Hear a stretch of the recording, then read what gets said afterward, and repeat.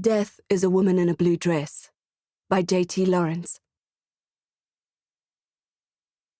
I wasn't supposed to let her in. I wasn't supposed to let anybody in. The world is a dangerous place, full of people who mean you harm.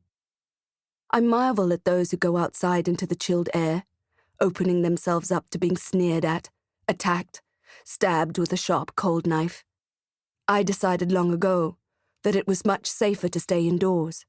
I have my cats, and my things, and my television. But even that decision didn't safeguard me, because people outside can come in, even if they're not invited.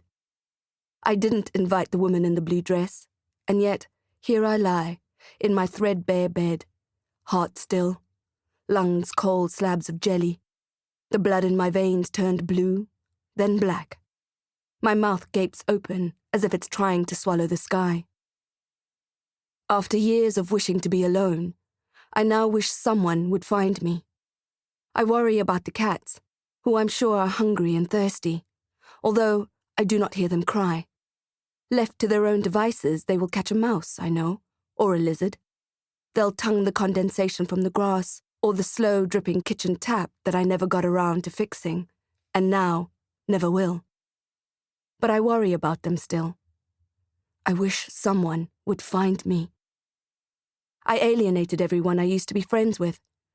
I stopped answering my phone and turned down invitations until I stopped being invited. Even my own flesh and blood, my children, don't visit anymore. I don't blame them. I wouldn't visit myself either. That's a hard pill to swallow. I wish I had time to change my clothes before the woman in blue arrived. I don't own a smart outfit, not anymore, but I do feel a twinge of shame when I look down at my body sheathed in the stained, lint-littered tracksuit. I wish I could cover my body up at least, throw a blanket over it, but I've learnt now that's not how things work. I wish I had switched off the television. I used to like having it on all the time, but now it mocks me as I lie here, teases me with its news headlines and adverts for irresistible weekend sales, dangling carrots I can no longer reach for. I like to buy things, collect things. I like to have things around me. They make me feel less lonely. The things are another reason the kids don't like to visit. They used to pull disgusted faces when they were here, dangling one of my possessions in the air and crinkling their noses as if it were a dead rat. "Jesus, Dad," they'd say. "You need an intervention." I told them all I needed was some peace and quiet and children who respected their old man. Like I said, they don't come around anymore. I worry about my things now that I'm dead. You wouldn't think I would, but I do. I worry that the reckless strangers I've been avoiding for so long will come in here and just smash everything down, bulldoze the place, and all my precious things will be lost. No one but me knows the value of my things. On that day, the day it happened, I flinched when the doorbell rang. The idea of strangers at the door struck fear into my heart. The idea of friends visiting I found even more startling. Who was here? What did they want from me? I put my hands over my ears and rocked backwards and forwards. If I ignored them for long enough, they would give up and go away. But the bell rang again and again, and I started to believe it was someone with bad news about one of the children. So I crept up to the door's peephole to see. And there she was, the woman in the blue dress. There was something mesmerizing about her, even through that small glass portal. She was utterly pale and beautiful, and without thinking, my hand was on the door handle, pulling it down to let her in. Her eyes were dark crevices, and her raven hair smelled of apple orchards and decay, and yet I did not ask her to leave.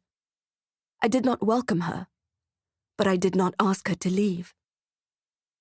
The woman didn't say anything to me, and I didn't speak. My tomcat, Blaze, hissed and snarled, but it didn't seem to worry her. He pounced at her ankles, tearing the delicate hem of her dress. The woman simply bent down and stroked him gently, and he fell into a deep sleep, which made me think of witches, good and bad, and fairy tale curses. She took my hand and led me to my room.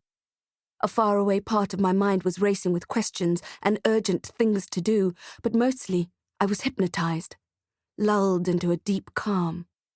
I knew instinctively what was happening and what to do. I lay down on the bed. The woman did not appear to be evil, like the death-grinning attackers that frightened my dreams. She wasn't there to assault me or steal my things. She was here to give me a gift, and I was ready. She stood at my bedside, and I looked up at her, still stunned by her presence. She held my right hand in her left, smiled tenderly at me, and with her free hand swept my eyes closed. I felt my breathing slow, and my heart start to drift. It wasn't long before my blood stopped pulsing. I expected to lose all consciousness then, forever, or be tempted to a new realm, a shimmering afterlife. But I can't seem to leave this room. I'm still tied to this body, tied to these things. So I just lie here and try to ignore the incessant blare of the television. I lie here and think of my cats and the woman in the blue dress. I'm not sure what happens next.